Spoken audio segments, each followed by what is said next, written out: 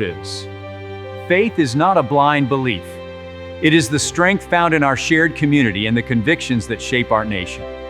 Welcome to Faith in America, exploring political and patriotic themes for a stronger nation.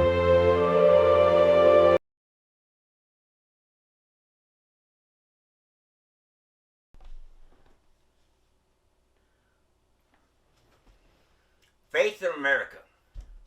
Who bears the burden? Taxes, truth, and a biblical perspective. In today's episode, we're diving into a topic that sparks strong opinions across America. Who really pays the most in taxes? And what does Scripture say about it? You've probably heard the numbers. The top 1% pay about 40% of all federal income taxes. The top 5% pay around 60%. The top 10% pay over 70%. Meanwhile, the bottom 50% contribute roughly 3%. So what does that mean? Is it fair? Is it just? And more importantly, what is the biblical response? The United States operates on a progressive tax system. That means the more you earn, the higher your tax rate. The less you earn, the lower your burden, sometimes zero. From a purely mathematical standpoint, high-income earners carry the largest share of federal income taxes. But here's where things get complicated. Some argue the wealthy are carrying the nation. Others say the system still burdens the middle and lower class through other taxes, payroll, sales, and property.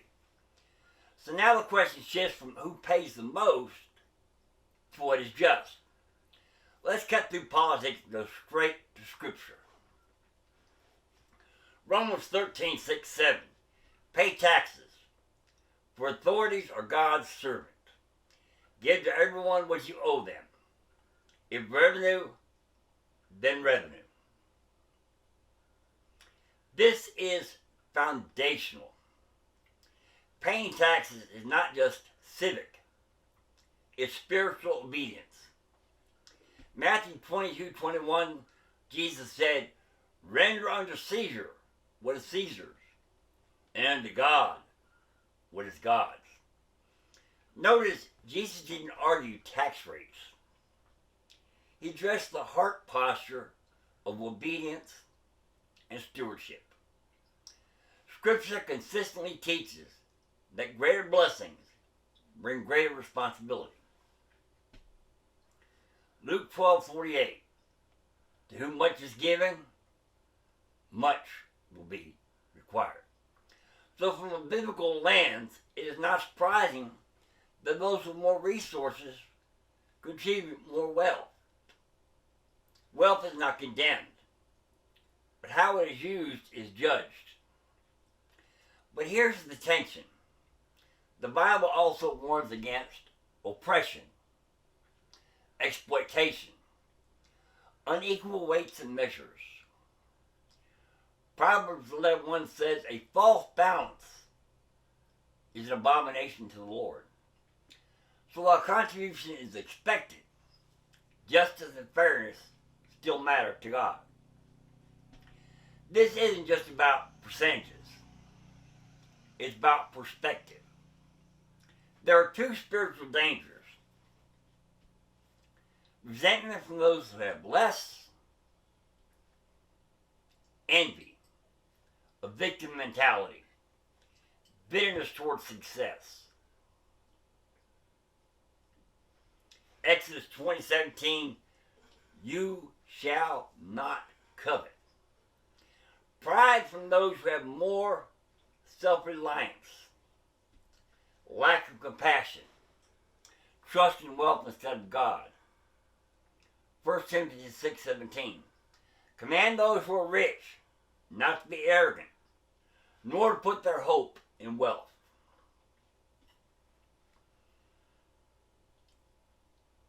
Here's a biblical view of America's tax debate.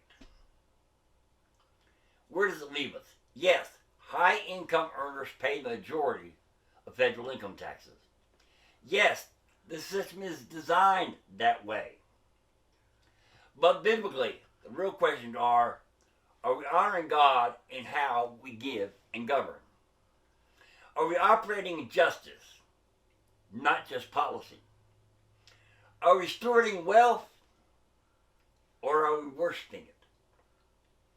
Because ultimately, God is not measuring your tax bracket. He's measuring your heart.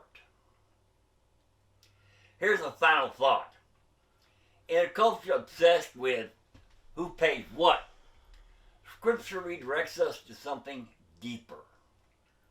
Faithfulness over fairness. Stewardship over entitlement. Obedience over opinion. Whether you're in the top 1% or the bottom 50%. Your calling is the same.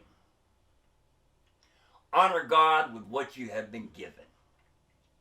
This is Faith in America, real life issues from a biblical perspective. If this episode challenged your thinking, share it, and remember, faith, obedience, stewardship.